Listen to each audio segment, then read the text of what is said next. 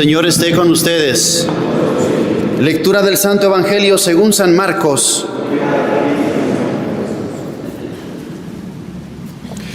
En aquel tiempo Jesús dijo a la multitud: el reino de Dios se parece a lo que sucede cuando un hombre siembra la semilla en la tierra, que pasan las noches y los días, y sin que él sepa cómo, la semilla germina y crece, y la tierra por sí sola va produciendo el fruto. Primero los tallos, luego las espigas y después los granos en las espigas. Y cuando ya están maduros los granos, el hombre echa mano a la hoz, pues ha llegado el tiempo de la cosecha. Les dijo también: ¿con qué compararemos el reino de Dios? ¿Con qué parábola lo podremos representar? Es como una semilla de mostaza que cuando se siembra es la más pequeña de las semillas, pero una vez sembrada crece y se convierte en el mayor de los arbustos y echa ramas tan grandes que los pájaros pueden anidar a su sombra. Y con otras muchas parábolas semejantes les estuvo exponiendo su mensaje de acuerdo con lo que ellos podían entender. Y no les hablaba sino en parábolas, pero a sus discípulos les explicaba todo en privado. Palabra del Señor.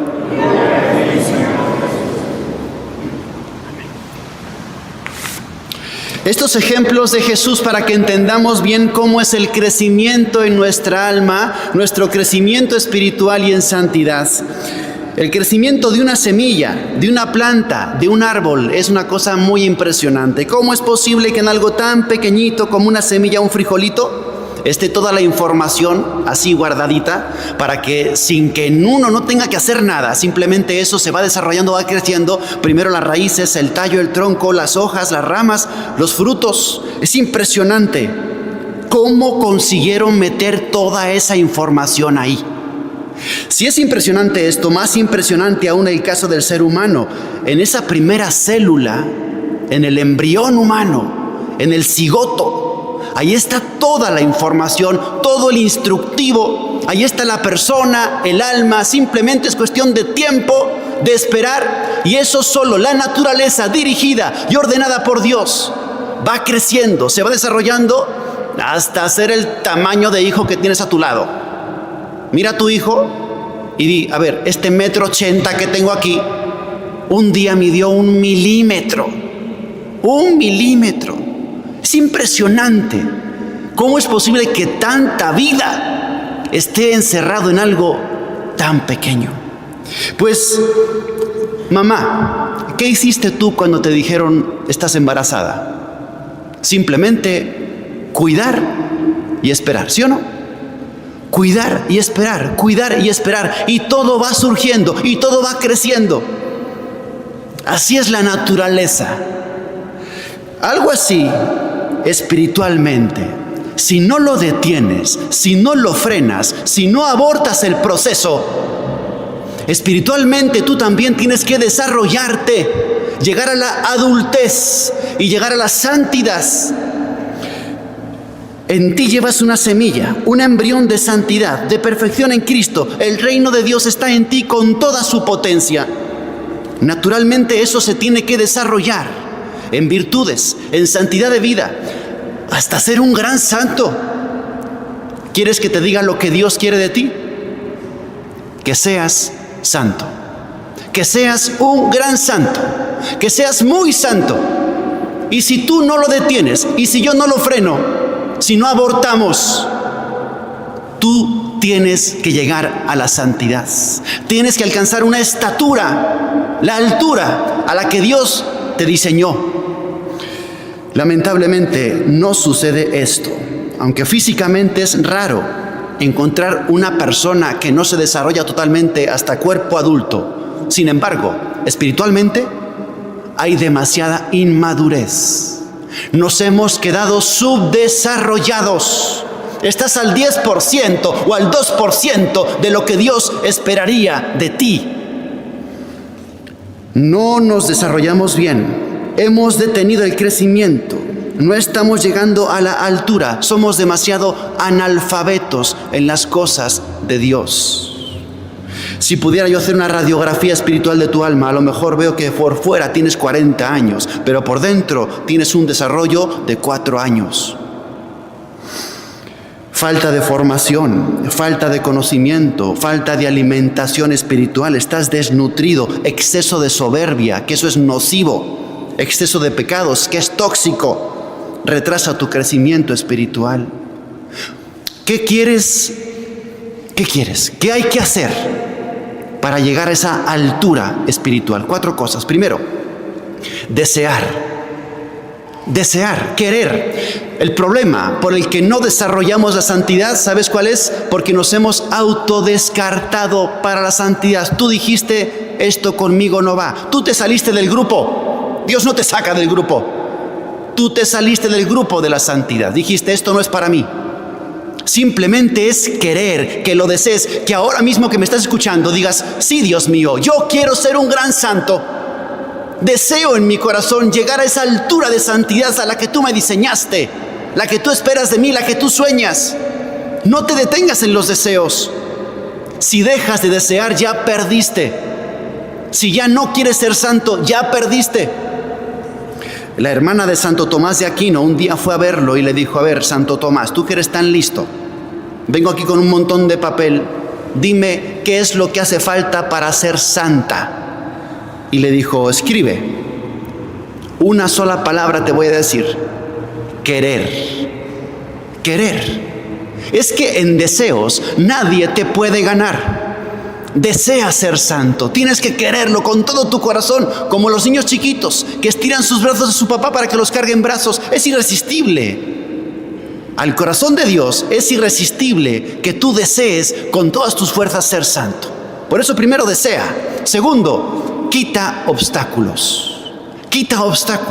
Si hay algo o alguien que te está subdesarrollando, que te está frenando, que es una piedra, un obstáculo, lo tienes que quitar. No puedes jugar con tu santidad, no puedes jugarte el cielo, no puedes arriesgarlo. Si detectas algo o alguien que te está frenando, que no te ayuda a crecer, esa persona o esa situación tiene que desaparecer de tu vida urgentemente. Tercero, busca a Dios con todas tus fuerzas. Me encantan las plantas. Buscan por arriba y buscan por abajo la vida. Por arriba buscan el sol, ¿sí? Y se tuercen y se retuercen buscando el sol. Es el heliotropismo, se llama. Y no se detienen y no se frenan y avanzan y buscan hasta que tienen su rayo de luz. Tú también. Y por abajo las plantas, las raíces, entran y penetran y avanzan y levantan banquetas y rompen carreteras hasta que encuentran su gota de agua. ¿Y tú? Cuando sales de vacaciones o de viaje, ¿buscas la misa o te da igual? Es que te da igual, es opcional, es accesorio. No buscas a Dios, no tienes hambre irresistible de Eucaristía. Búscalo. Como la planta busca el sol, como la planta busca el agua. Así tienes que desear a Dios.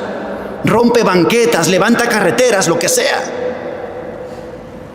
Y cuarto, espera en Dios. O sea, primero, desea con todas tus fuerzas. Segundo, quita obstáculos. Tercero, busca a Dios con todas tus fuerzas. Y cuarto, espera en Dios. Espera en Dios. Sé paciente. Sus tiempos son perfectos. Él te hará desarrollar y crecer a su tiempo y a su manera para que llegues a esa altura de santidad, aunque no veas los resultados concretos ahora inmediatos. El bambú japonés, termino con este ejemplo, una planta muy curiosa, la siembras, durante 7 años no ves nada, no crece, no levanta 1 milímetro de la tierra, pero el 7º año, en 6 meses, crece 40 metros, casi 1 metro por día. ¿Qué ha hecho en 7 años? Profundizar sus raíces enormemente. Desciende metros y metros y metros y metros durante 7 años. Y en 6 meses, el 7º año, crece 1 metro por día. Algo así. Desea, quita obstáculos, busca a Dios con todas tus fuerzas y espera en el Señor. El que confía en su palabra y el que pone todo su deseo, al final obtendrá la santidad. Te desarrollarás y serás el inmenso santo que Dios espera de ti. Que así sea.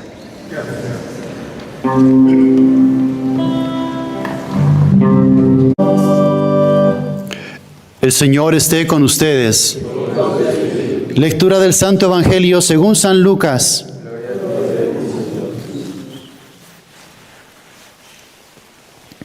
Transcurrido el tiempo de la purificación de María, según la ley de Moisés, ella y José llevaron al niño a Jerusalén para presentarlo al Señor. De acuerdo con lo escrito en la ley, todo primogénito varón será consagrado al Señor, y también para ofrecer, como dice la ley, un par de tórtolas o 2 pichones. Vivía en Jerusalén un hombre llamado Simeón, varón justo y temeroso de Dios, que aguardaba el consuelo de Israel. En él moraba el Espíritu Santo, el cual le había revelado que no moriría sin haber visto antes al Mesías del Señor. Movido por el Espíritu, fue al templo, y cuando José y María entraban con el niño Jesús para cumplir con lo prescrito por la ley, Simeón lo tomó en brazos y bendijo a Dios diciendo: Señor, ya puedes dejar morir en paz a tu siervo, según lo que me habías prometido, porque mis ojos han visto a tu Salvador, al que has preparado para bien de todos los pueblos, luz que alumbra a las naciones y gloria de tu pueblo Israel.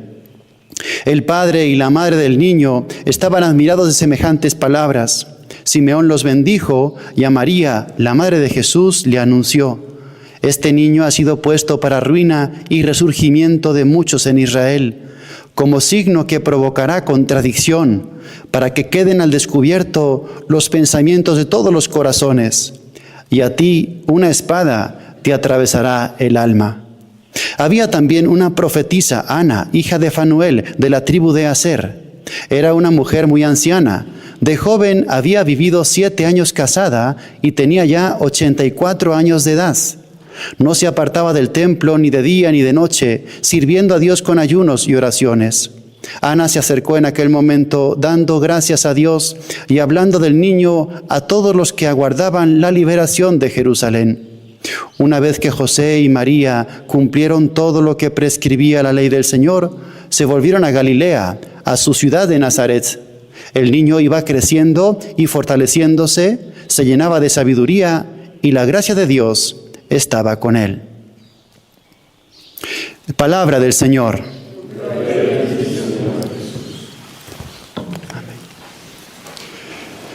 Estamos celebrando en este día 2 de febrero la fiesta de la presentación del niño Jesús en el templo.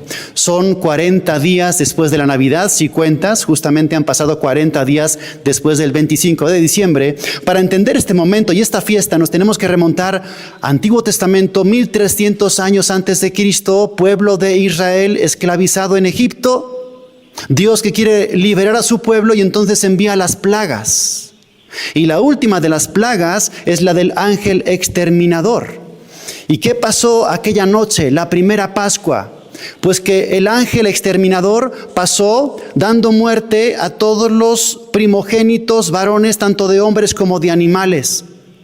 Solamente se salvaba la casa de aquel pueblo judío que sacrificaba un cordero y con la sangre del cordero pintaba su puerta, y entonces el exterminio pasaba de largo. Y salvaron a los primogénitos. En recuerdo de aquella primera Pascua y aquella misericordia de Dios, y en gratitud perpetua, el pueblo de Israel tenía esta costumbre de cada vez que nacía el primogénito, lo tenían que presentar en el templo. ¿Y qué hacían? Era una ceremonia que tenía como un doble momento: presentación y luego rescate. Presentación en recuerdo de aquel momento del ángel exterminador, como diciendo: deberías haberlo sacrificado, pero lo rescato. Entonces entregaban al niño al sacerdote e inmediatamente ofrecían a cambio un animal, un cordero, si es que la familia tenía posibilidades económicas, o si eran muy pobres, 2 tórtolas o 2 pichones, 2 palomitas. Entonces aquí están María y José presentando al niño en el templo al sacerdote e inmediatamente el rescate. Eso sucedía con todos los primogénitos, pero en el caso de Jesús hubo algo muy diferente. En el caso de Jesús fue una presentación sin rescate. No hubo rescate. Hicieron como que la ceremonia había ese rescate, presentaron las 2 tórtolas, los 2 pichones, pero en el fondo del corazón de María y de José, ellos sabían que ese ofrecimiento era definitivo, que no iban a rescatarlo, sino que verdaderamente sí fue entregado al sacrificio ese hijo. Solo fue una pausa de 33 años, porque el sacrificio sí se realizó. La Virgen María seguro que lo intuía, José también lo intuía. Tanto amó Dios al mundo que le entregó a su Hijo único. Dios Padre está entregando a su Hijo al sacrificio. La Virgen María también está entregando conscientemente a su Hijo al sacrificio. Sabe que no lo va a rescatar, que va a haber sangre. Porque no hay redención sin efusión de sangre. Y el Cordero, claro que sí llevaban el Cordero. El Cordero era Jesús. Aquí hay un misterio que es el de la víctima de sustitución. Ese hijo, Jesús, presentado al templo, simplemente es una pausa de 33 años antes del sacrificio, pero va a ser sacrificado. Y entonces aquí hay una conciencia de rescatados. Porque Cristo es, dice la teología, víctima de sustitución. ¿Qué significa? Que para que a ti no te toque el mal ni el infierno, Cristo pone su cuerpo, estamos contemplando eso en ejercicios, y lo despedaza el demonio. El mal se ceba en la carne de Cristo para que a ti no te toque, es el rescate. Isaías 53, Él fue herido por nuestras culpas, fue molido por nuestros pecados, nuestro castigo cayó sobre Él, sus cicatrices nos han curado porque quiso Dios triturarlo con el sufrimiento. Víctima de sustitución, claro que sí. Ahí no hay rescate que valga.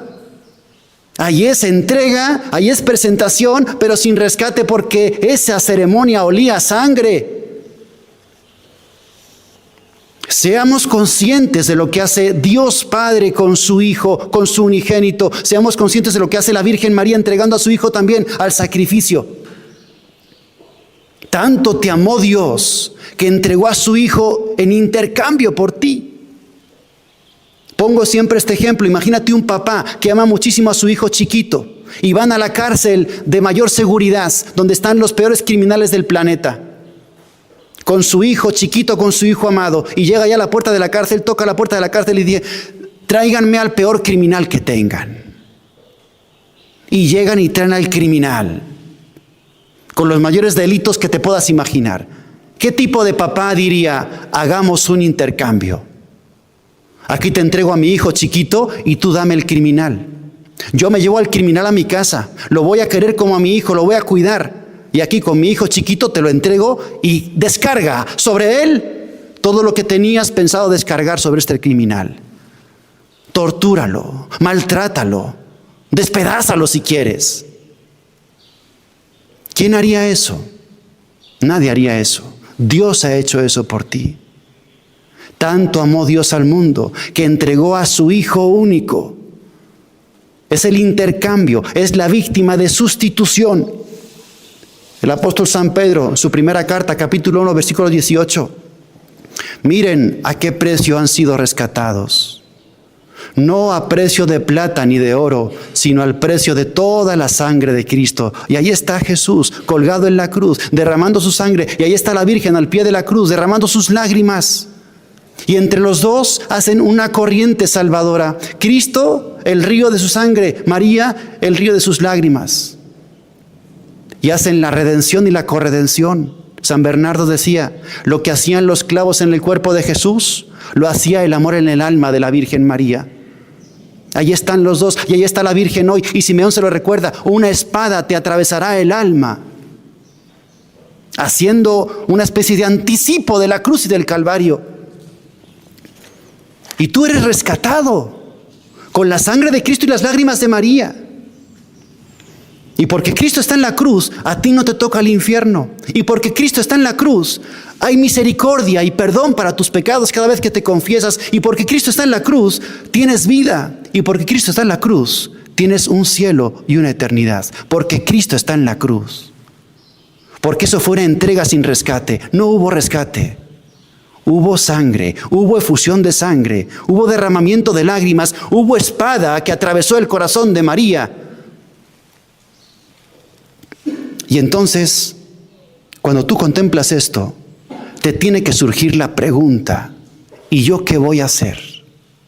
¿Tienes conciencia de rescatado? Deberías tener conciencia de rescatado. Te han sacado del infierno, te han liberado de la muerte, a precio de sangre. La palabra redentor, ya sabes qué significa, el que paga para rescatar. Cristo redentor, Cristo tu redentor, significa que ha pagado su sangre por ti. ¿Y tú te quedas tan tranquilo? ¿Y tú no vas a hacer nada por Cristo? La pregunta de ejercicios que resuena y San Ignacio te pone en este momento es, mirando al crucificado, mirando el torrente de sangre y el torrente de lágrimas de los ojos de María, pregúntate, ¿qué he hecho por Cristo? ¿Qué estoy haciendo por Cristo? ¿Y qué voy a hacer por Cristo? Te tienes que preguntar esto. ¿Qué he hecho por Cristo? ¿Qué hago por Cristo? ¿Y qué voy a hacer por Cristo? Y si tienes conciencia de rescatado, si realmente te crees esto que te estoy diciendo, entonces brota del corazón mi vida es tuya. Mi vida te pertenece. Tú pagaste por mí, tú diste tu vida por mí, yo daré mi vida por ti. Tú diste tu sangre, yo daré mi sangre. Porque amor con amor se paga y sangre con sangre se paga. Si realmente tienes conciencia de rescatado, algo debe de cambiar. ¿Dónde está tu entrega? ¿Dónde está tu generosidad? ¿Por qué le pones límites? Dile a Cristo, colgado en la cruz, agonizante, mi vida es tuya, mi vida te pertenece. Daré mi vida por ti, daré mi sangre por ti si es necesario. Esta es la conciencia de rescatados. Y quizá comprendemos un poco mejor qué significó aquella ceremonia de la presentación del niño en el templo, que fue una presentación, pero esta vez sin rescate. Que la Virgen María siga inspirando en tu corazón movimientos de generosidad y de entrega, de espíritu de sacrificio, que no midas el esfuerzo por Jesús y que le entreguemos una vez más nuestras vidas al que entregó su vida por nosotros. Que así sea.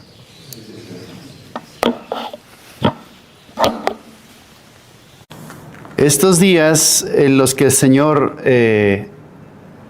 te permite, te llama a un encuentro más personal con Él, te decía que son decisivos en tu crecimiento espiritual.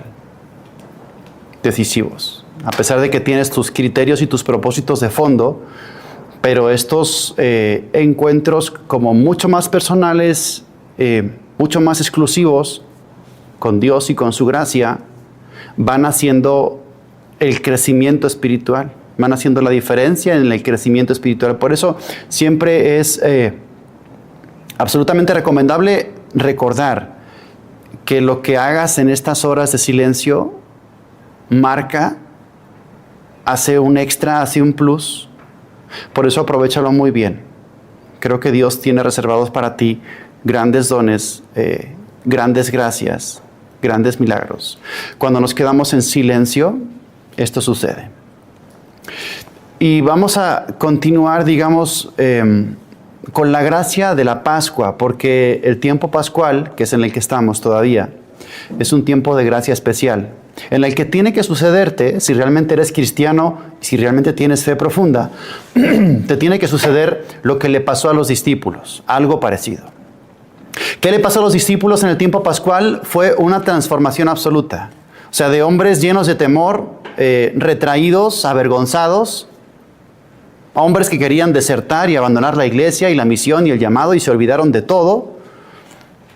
La presencia de Cristo resucitado, y para eso se apareció varias veces, estuvo 40 días apareciéndose a sus discípulos para fortalecerlos. Podía haber simplemente resucitado, aparecerse un día y ascender al cielo, se acabó, ya cumplimos, pero estuvo 40 días justamente para eso, para reforzar, para despertar la fe, el entusiasmo y que esos hombres se volviesen a entregar a Jesucristo cuando ya estaban pensando en abandonarlo todo.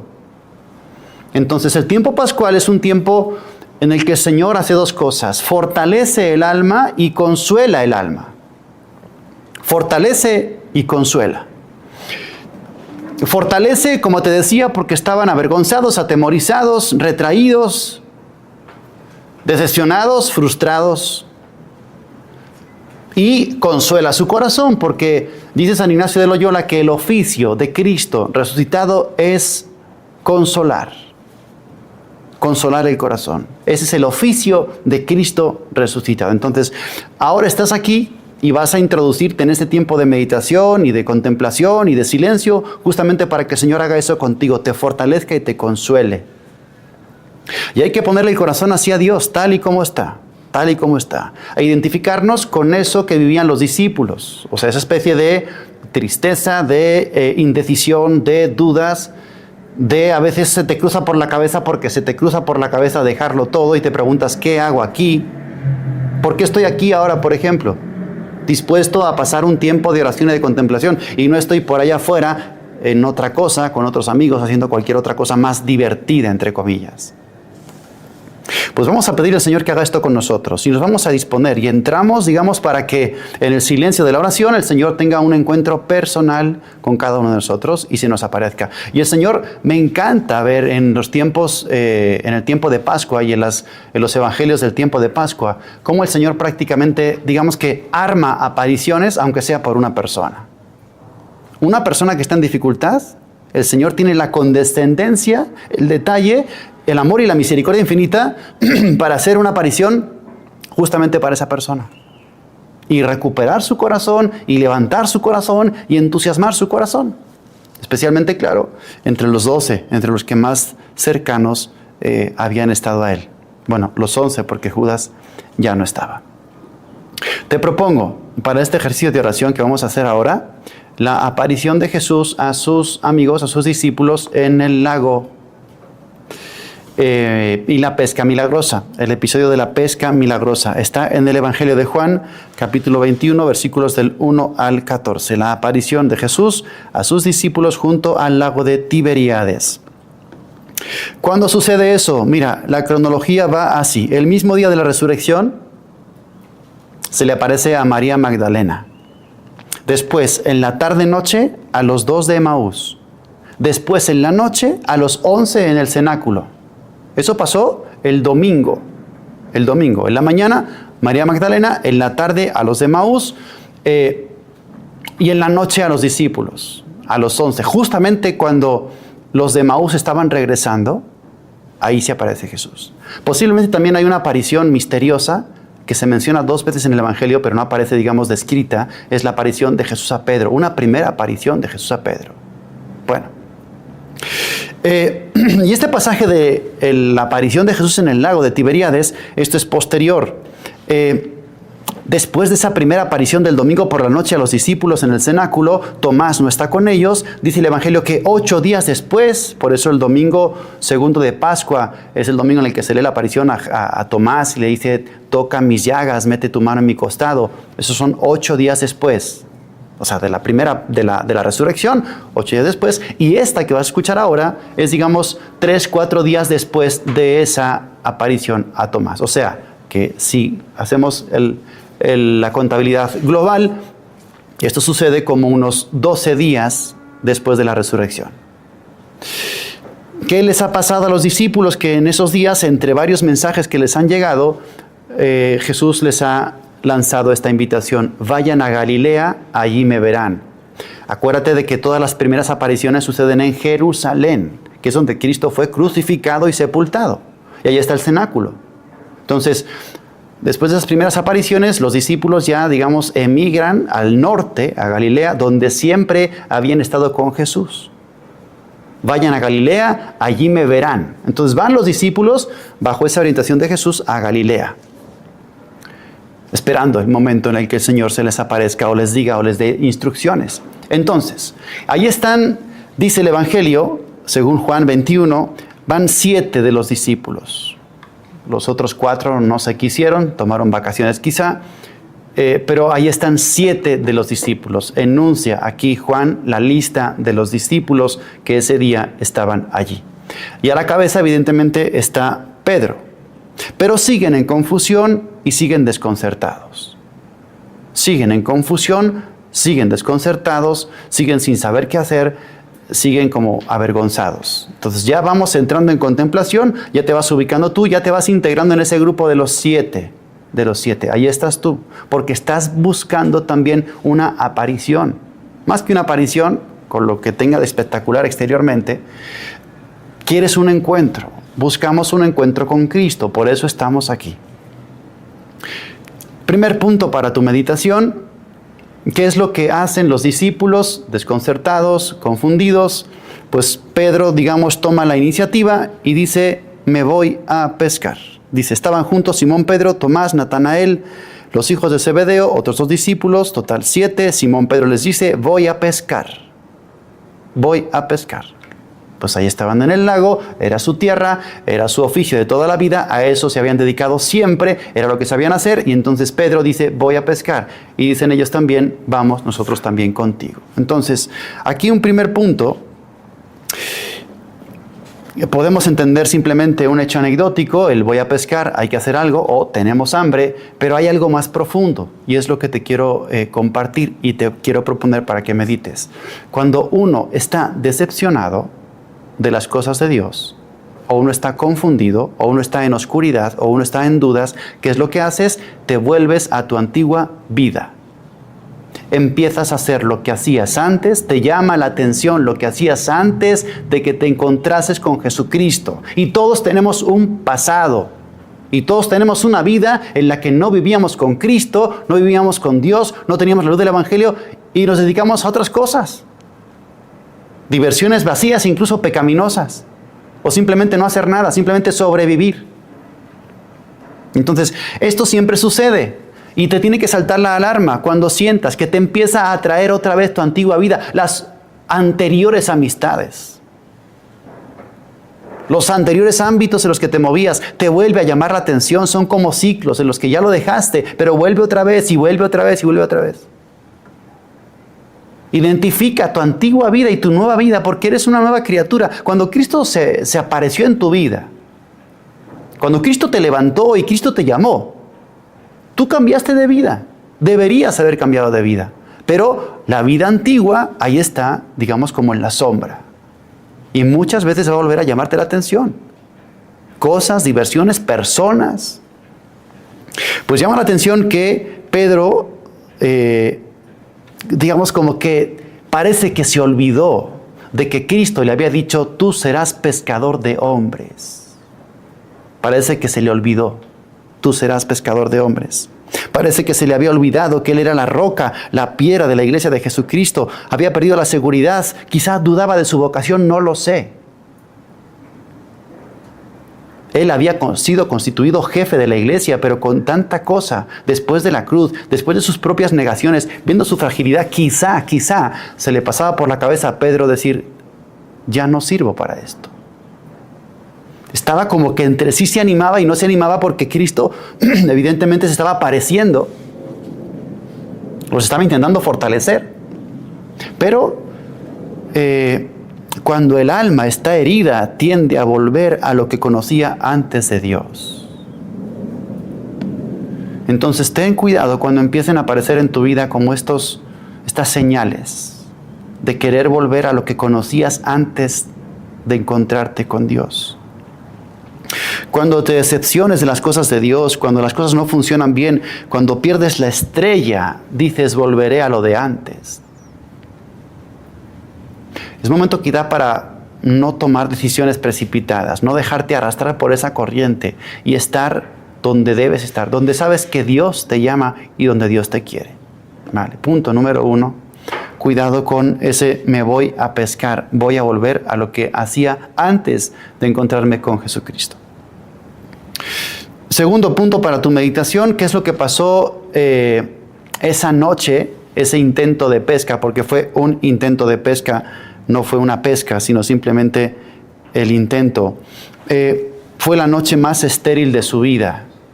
de Pedro y de los discípulos. No pescaron ningún pescado. Jamás creo que les había pasado algo similar. No era falta de experiencia. No, sabían perfectamente hacer las cosas. No era que era un lugar desconocido. Conocían ese lago como la palma de su mano. Sabían perfectamente dónde estaban los peces, dónde no estaban los peces, dónde era el lugar. Lo sabían todo de ese lago. Era su vida. Pero esa noche no pescaron nada. ¿Fue mala suerte? No, yo considero que eso fue un signo de Dios. Porque a veces Dios está lanzando signos para que te des cuenta de que por ahí no es, ahí no te quiero. Entonces comes infertilidad, esterilidad, haces cosas, te estás empeñando en cosas, te estás enfocando en cosas y no salen adelante. Bendito sea Dios. Y ten la confianza con Jesucristo, y ahora que te quedes en silencio, dile: Señor, donde no sea, ponme una barrera. Donde no sea, ponme un obstáculo. Hazme entender que por ahí no es, que con esa persona no es, que con esos amigos no es, que en ese trabajo no es. Entonces, el Señor nos da a veces una profunda esterilidad, una profunda infecundidad en lo que hacemos, en trabajos, amistades, proyectos, incluso apostolados, a veces para decirnos: por ahí no es, ahí no te quiero por otro lado. Trágate la esterilidad, trágate la sequedad, saborea la sequedad para que sepas que ahí no te quiero. Aprendamos también a leer esas señales que quizá el Señor nos envía. Y parece entonces que justamente el Señor aprovecha esto en nuestra vida.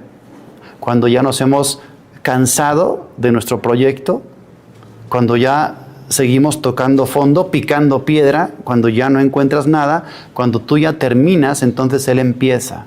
Y parece que está esperando Dios a cansarte, a que ya te rindas, que ya abandones, digamos, esa obsesión que se te metió en la cabeza, porque se nos meten obsesiones en la cabeza con personas o con cosas y ya cuando tú terminas, entonces Dios comienza a hacer su obra.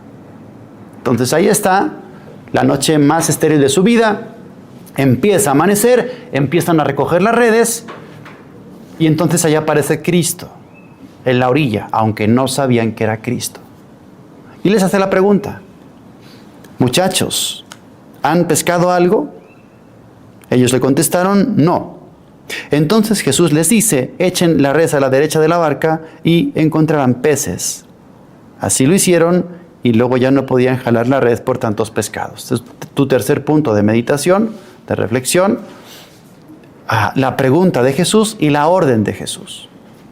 La pregunta de Jesús y la orden de Jesús. La pregunta de Jesús es muy inteligente, es muy astuta, es muy directa, va justamente como que a la herida. Quiere poner de manifiesto la herida, quiere poner de manifiesto la infecundidad de esa noche, la decepción que traían en su corazón. ¿Tienen algo? No, no tenemos nada. Y la respuesta es seca y directa también: no. Entonces Jesús ahí va con la siguiente orden: echen la red a la derecha de la barca y encontrarán pescados. Atento entonces, esto es muy importante, atento en tu oración a la voz de Cristo. Atento en tu vida a la voz de Cristo. A ver, ojalá nos enfoquemos en esto. Tú y yo somos malos para lograr los objetivos de vida. Tú y yo somos malos para lograr la santidad. Nos conviene, necesitamos, es urgente ponernos en silencio, en escucha. Eso es en la oración sobre todo. En la oración, y los que llevamos dirección espiritual, la voz de la obediencia. La voz de la obediencia cuando llevas dirección espiritual seria. Cuando esto no es un juego para ti, sino que realmente has puesto tu confianza en ese instrumento y en ese ministerio que Dios pone a tu alcance, a tu servicio. Entonces, escuchando Esa voz directa en la oración o a través del que te guía, al que te dirige espiritualmente, para que te diga dónde, cuándo y cómo. ¿Dónde, cuándo y cómo? Porque si te fijas, es como muy concreto. Lo que Dios quiere, lo que Cristo quiere, lo que Jesús quiere de estos sus discípulos, sus amigos, es muy concreto. Es decir, ahora vas a hacer esto y lo vas a hacer así. El dónde, el cómo, el cuándo, sin preguntar el por qué. Ahora quiero que tomen las redes y las lancen a la derecha de la barca, no a la izquierda, a la derecha. Y entonces fíjate qué curioso es esto, y esto es lo más maravilloso, quizá el centro del Evangelio, el centro de tu meditación. Cuando obedeces, cuando te fías, cuando confías. Porque estos hombres habían estado haciendo exactamente lo mismo toda la noche, pero sin la voluntad de Dios. Habían estado haciendo su voluntad, era su plan. Me voy a pescar. ¿Por qué? No lo sé. Pedro, no te entendemos. Era su plan, era su voluntad. Pero fíjate qué diferencia. Aunque habían estado haciendo lo mismo, ¿cuántas veces no habrían echado ellos esa misma red, con las mismas manos, hacia el mismo lado y en el mismo lugar? Posiblemente 30 veces. Pero no contaban con la voluntad de Dios. Eso no era la voluntad de Dios. Y aquí hay una gran diferencia. Aunque lo que haces es lo mismo que has estado haciendo, la diferencia la marca el que ahora sí es voluntad de Dios. Entonces, qué importante es que tú cuentes con la voluntad de Dios. Que la preguntes, que la busques, que la sondees, que la persigas hasta que la obtengas. La voluntad y la bendición de Dios para hacer quizá lo que has hecho toda tu vida, pero ahora con Él, pensando en Él, según sus criterios, no según los tuyos. Está muy curioso y está muy interesante y esto es muy profundo. Era la misma red, eran las mismas manos, posiblemente era el mismo lugar, la misma técnica, pero no habían encontrado nada.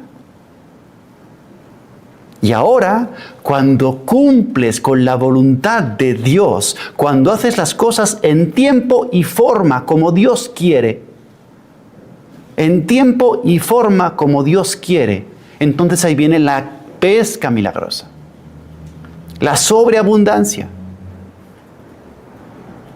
Posiblemente tu vida ha sido un estar cosechando esterilidad, infecundidad,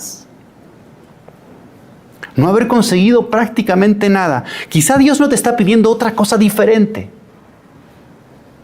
Los dones que te ha dado Dios, tus talentos, lo que sabes hacer, sigue haciéndolo. Pero siempre debes de contar con la voluntad de Dios, con su bendición, con su palabra, con su beneplácito. Esto es lo que marca la gran diferencia. Por eso, totalmente diferente, un ejemplo. 2 personas, imagínate 2 personas, una pantalla dividida por la mitad. 2 personas, vamos siguiéndolas con una cámara. Están haciendo exactamente lo mismo durante el día. Durante el día, exactamente lo mismo. Mismo recorrido, mismas cosas. De aquí para allá, de aquí al otro lado, de aquí luego a estudiar, luego a la universidad, luego lo que sea. Pero uno está haciéndolo sin contar con Dios. El otro lo está haciendo contando con Dios. Acá, esterilidad, infecundidad. Y acá, sobreabundancia, pesca milagrosa. Exactamente lo mismo hacen las 2 personas. Ahora ponte tú, un día de tu vida, y exactamente lo mismo, otro día, una réplica exacta en paralelo, pero habiendo contado con Dios. Habiendo ofrecido tu día por la mañana. Habiendo puesto tu corazón totalmente en sus manos y diciéndole, Señor, tú gobiernas, tú me manejas, tú me diriges, tú dime dónde, cuándo, por qué, qué hago. Aquí hay una diferencia, aquí se rompe en 2 la vida. entre una profunda esterilidad, infecundidad, frustración, decepción, no hay sentido, y de este lado, empezar a contar con Dios. Ahora, tu pregunta en tu oración tiene que ser: ¿cómo en la práctica voy a ejecutar este contar con Dios? ¿Cómo le vas a hacer? Proponte cosas prácticas que impliquen en tu vida estoy contando con la voluntad de Dios. Por ejemplo, ofrecimiento de obras todos los días, en la mañana. Haz bien el ofrecimiento de obras todos los días. No lo pases por encima, no te lo brinques rápido. Hazlo con conciencia, y si tienes la costumbre de hacer un rato de oración por la mañana, dedica al menos 5 o 10 minutos para apuntar bien tu vida. Y decirle a Dios que es para Él, que es con Él, por Cristo, con Él y en Él. A ti, Dios Padre omnipotente, todo honor y toda gloria por los siglos de los siglos. Amén. Esa es nuestra vida. Por Cristo, con Él y en Él. Entonces, esta es la gran diferencia y este es el centro del Evangelio. ¿Cómo cambian las cosas cuando uno empieza a contar con Dios? Y aquí se cumple esa máxima del Evangelio que se nos olvida tantas veces: busca primero el reino de Dios y todo lo demás se te dará por añadidura. A ver, preocúpate primero de afianzar tu oración todos los días y bien hecha. Si no, lo que vas a hacer es viento, es aire, es agua entre los dedos. Se te va a ir la vida como agua entre los dedos. Ahora, afianza bien tu vida, oriéntala bien. Asegura tu oración bien hecha todos los días y entonces estarás viviendo en la voluntad de Dios. No al margen. Es que no sé quién es Dios para ti. Pero simplemente es alguien como de que de vez en cuando lo visitas. Ahí está en el sagrario y entonces de vez en cuando, siendo como muy positivos y muy optimistas, el que mejor se pueda comportar, lo que hace es simplemente: ahí va mi vida, por un lado, y luego como que de vez en cuando pequeñas visitas, ¿no? Hola Jesús. Eso no es vida cristiana. Vida cristiana es estar dentro del corazón de Dios. Vida cristiana es estar dentro del corazón de la Virgen. Vida cristiana es contar siempre y en todo con la voluntad de Dios primero, hacerlo todo en la voluntad de Dios. No son visitas esporádicas las que tú haces. Es vivir en el corazón de Cristo. ¿Y cómo cambian las cosas? Busca primero eso y todo lo demás se te dará por añadidura. El Señor va a resolver. El Señor va a resolver. El cuarto punto que te propongo para tu oración, si es que te alcanza el tiempo: ¿cómo es capaz Juan, el discípulo amado, el discípulo casto, de ver a Jesús? Porque después de que acontece la pesca milagrosa, entonces algo en el corazón de Juan despierta, yo creo que en el corazón de todos, pero el primero que reconoce a Jesús es Juan, el discípulo amado, el discípulo joven, el discípulo casto, el discípulo virgen. Voltea otra vez hacia la persona desconocida en principio que les había dado esa orden desde la orilla y dice: es el Señor. Es el Señor. Mira, hay algo muy especial en ciertos corazones que es capaz de reconocer a Cristo allá por donde pasa. Aunque sus apariencias sean un poco, digamos, misteriosas, ocultas y escondidas, hay corazones privilegiados por la gracia que son capaces de ver, reconocer, señalar. Juan el Evangelista es uno, Juan Bautista es otro. Ahí está el Cordero de Dios que quita el pecado del mundo. Lo vio, lo reconoció. Fíjate qué curioso. Jesús, en el tiempo de su vida en la tierra, pasó por delante de mucha gente. Estuvo conviviendo con muchísima gente. Muy pocos lo reconocieron. Era el mismo para todos. Pero muy pocos supieron reconocer a Jesús. ¿Qué es lo que tiene que tener un corazón? Pues yo siento que, primero, ese ansia de buscar. Y segundo, una pureza de corazón y de ojos. Ansias de buscar y de encontrarte, estar como con el radar despierto. ¿Dónde está Cristo? Y lo tienes que saber reconocer. Al menos intenta buscarlo. Durante tu día hay millones de veces en las que Jesús se va a hacer el encontradizo, va a estar ahí. En una persona, en un prójimo, en un pobre, en una cruz, en una dificultad, en una palabra que alguien te dice. Pero muy pocos saben reconocerlo.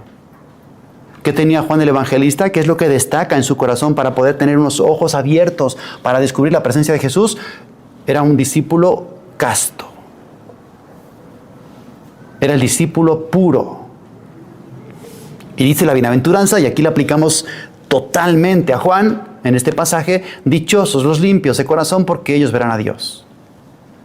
Un corazón, unos ojos que están impregnados de lujuria y de impureza, imposible que veas a Dios.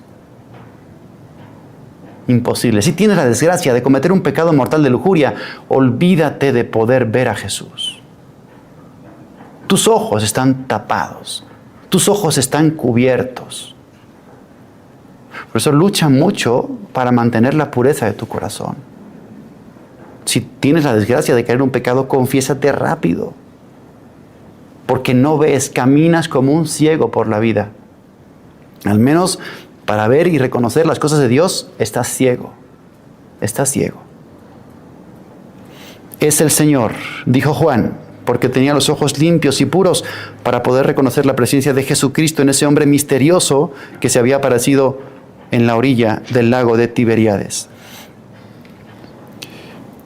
Y si te da tiempo, el quinto punto, el encuentro. El encuentro. Pedro se lanza, Pedro va nadando rápido. Los de la barca, dice el texto, que no estaban muy lejos, entonces llegaron también. Pero lo bonito, lo precioso es que el Señor ya los estaba esperando. Ahí ya todos cayeron en la cuenta, reconocieron que era el Señor. Pero ese detalle, esa delicadeza de que Jesús ya les había preparado el desayuno. Tenía unas brasas, un pescado. Todo listo. Todo listo. Entonces, contrasta mucho, a mí por lo menos me llama mucho la atención, el contraste entre estos hombres torturándose por pescar y Jesús ya lo tenía todo listo. O sea, ya estaba todo preparado. ¿Qué significa esto? O por lo menos a mí, ¿qué me dice? Dios no quiere tus obras. Dios quiere tu corazón. Evidentemente, claro que sí, tenemos que hacer nuestras obras y entregarnos y desgastarnos y desvivirnos y exprimirnos por el reino de los cielos. Pero si te sirve esta consideración, mira, las obras que tú y yo hacemos por Dios, Él las puede hacer en un microsegundo. Lo que tú y yo hacemos por Cristo, y yo pienso, por ejemplo, en mi ministerio, el Señor lo puede hacer. Le basta un microsegundo, una decisión de su voluntad. En lo que yo hago pues vamos a predicar, vamos a dar un retiro, después me pongo a confesar 2 horas el Señor puede convertir esos corazones en un microsegundo, sin mí. Ahora, lo que el Señor no puede lograr es tener mi corazón si yo no se lo doy. Eso, si yo no se lo doy, Él no lo puede conseguir. Si yo no le doy ese tiempo que Él está esperando de mí, esa atención que está esperando de mí, ese cariño que está esperando a mí, el amor que está esperando a mí, el rato de oración que está esperando Cristo, eso, si yo no se lo doy, nadie se lo puede dar. Él no lo puede conseguir. Por eso, lo de Marta y María. Marta, andas inquieta con muchas cosas. Valoro mucho que me estás haciendo la cena. Pero María ha elegido la mejor parte. Yo quiero tu corazón. Las obras, como sea. Ya buscaremos la manera. Eso se puede resolver. Lo que estoy extrañando de ti es tu tiempo de calidad conmigo. Lo que estoy extrañando de ti es tu tiempo de oración. Lo que estoy enseñando de ti es tu corazón, que lo estás regalando por ahí fuera. Y la sensación que tiene Jesucristo es que le estás repartiendo a otros lo que le corresponde a Él.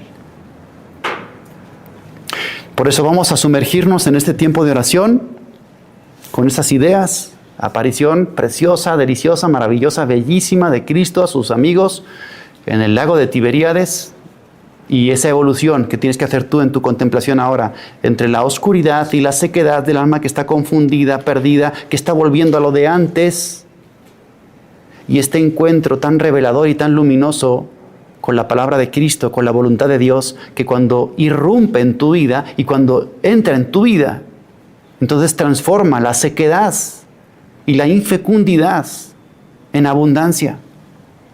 Simple y sencillamente, ¿por qué? Porque se dignaron escuchar la voz de Cristo y cumplieron su voluntad como Él se la reveló. Eso cambia todo. Por eso, ahora que te quedes en oración, por favor, enfócate en esto. Pídele al Señor que quieres realmente ponerte a la escucha, para que te diga qué, cómo y cuándo. ¿Qué, cómo y cuándo? Y si tienes los ojos puros y el corazón limpio, entonces escucharás y entonces verás y reconocerás.